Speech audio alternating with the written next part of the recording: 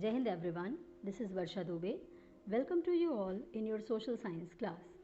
Student, as you know that we have started the third chapter of civics, that is constitutional design.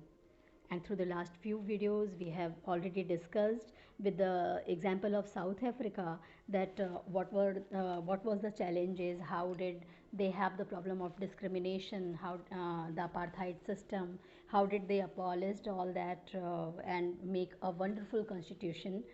And we have also discussed about what is constitution, what is the need of making of constitution, how was the Indian constitution made, what was its process, constituent assembly, इन सब के बारे में हम लोग already discuss कर चुके हैं. What is we are going to discuss today the guiding values of Indian constitution. यानी वो कौन कौन सी चीज़ें थी, है ना, जिनसे हमें इंस्पिरेशन मिली या कैसे कैसे कहाँ से हमें आइडियाज़ मिले, मतलब वो गाइडिंग वैल्यूज़ जिन्हें हमें डायरेक्शन दिया, जिन्होंने हमारा दिशा निर्देशन किया कॉन्स्टिट्यूशन मेकिंग प्रोसेस में. ठीक है. In the previous video, I have explained you that what is Constituent Assembly, how has it formed, what was that process of constitution making. But today we'll discuss that on which ideas or principle or we can say ideology our constitution is based. कौन सी ideology है जिस पे हमारे देश का संविधान जो है वो बेस्ड है, आधारित है. Okay, so let's start. What is ideological और philosophical base for the constitution. Here we will know that what are the basic ideology of our constitution. हमारे देश के संविधान की जो आधारभूत जो विचारधारा है वो किस पे बेस्ड है ना, उसका बेस क्या है. ठीक है. The dreams and the promises. Mahatma Gandhi. The idea, Gandhism, social upliftment. However, Gandhiji was not the member of Constituent Assembly, but still his ideas reflects in Constitution and the whole Constituent Assembly was his follower. हालांकि हम अच्छे से जानते हैं कि गांधी जी कहीं से भी डायरेक्टली इन्वॉल्व नहीं थे कॉन्स्टिट्यूएंट असेंबली में या फिर कॉन्स्टिट्यूशन मेकिंग प्रोसेस में, लेकिन हमारे संविधान में उनके विचार, उनके आइडियाज़, उनके आइडियोलॉजी, उनके थॉट्स, ये इन सबको आप क्लियरली उसका रिफ्लेक्शन देख सकते हो, उसकी परछाई आप देख सकते हो. ठीक है. उनके जो नॉन टच अनटचेबल्स के बारे में उन्होंने जो बात की, तो उनको लेके रिजर्वेशन का हमारे यहाँ सारी प्रोविज़न हैं. ठीक है. नॉन वायलेंस की बात की थी, सबको इक्वल ट्रीटमेंट की बात की थी.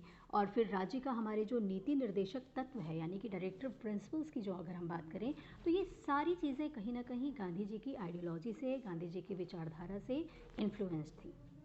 And in your book if you look at the page 48, Gandhiji's speech has been given and where he talked about the upliftment of the backward section. है ना. He opposed the ideas of untouchability which inspired our constitution maker. अगर आप अपनी book में page 48 पे देखोगे तो वहाँ गांधी जी की स्पीच दी हुई है और उसमें उन्होंने किस तरीके से बैकवर्ड जो क्लास है हमारा, जिनको हम हरिजन कहते थे, हरिजन नहीं, उनको हम अछूत कहा करते थे पहले. हरिजन नाम गांधी जी ने ही दिया था. हरिजन यानी ईश्वर के बंदे, वो जो कि हरि के जन है, हरि यानी ईश्वर. ठीक है.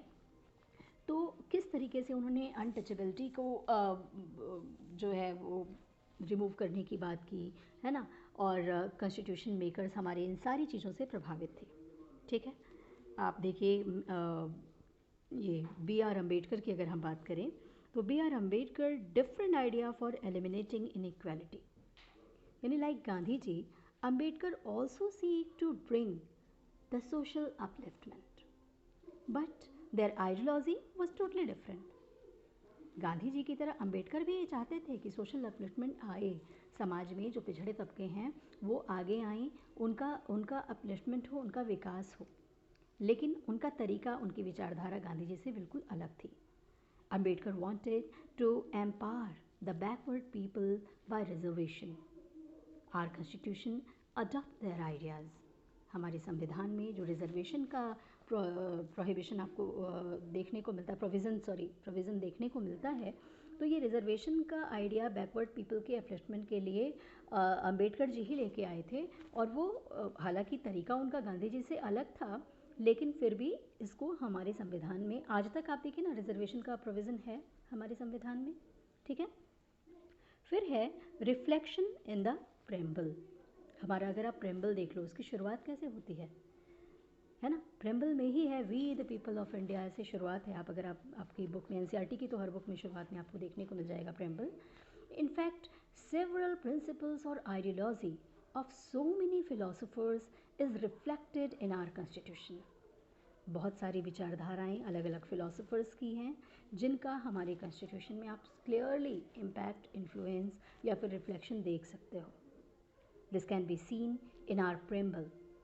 Actually preamble is the summary of our constitution. अगर आपसे वन वर्ड में डिफाइन करने को कहा जाए व्हाट इज़ प्रेम्बल, तो प्रेम्बल है क्या, हमारी कॉन्स्टिट्यूशन की पूरी एक समरी है। अगर आप प्रेम्बल उठा के पढ़ लो ना, तो ये समझ आ जाएगा कि भारत का संविधान या भारत की जो विचारधारा है, भारत किस तरह का देश है, किस तरीके से अपने लोगों के वेलफेयर के लिए काम करता है, सोशलिस्ट रिपब्लिक की बात करता है, ठीक है। We'll deeply discuss about this in next video, the philosophy of Indian constitution. अब हमारा जो अगला वीडियो होगा वो पूरी तरीके से the philosophy of Indian constitution पर ही बेस्ड होगा। तो आज के लिए इतना ही, बहुत ही शॉर्ट वीडियो था ये, but I'll continue with my next video.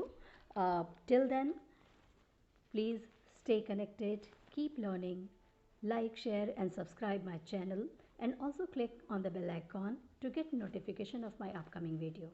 So thank you for today. Goodbye. Jai Hind.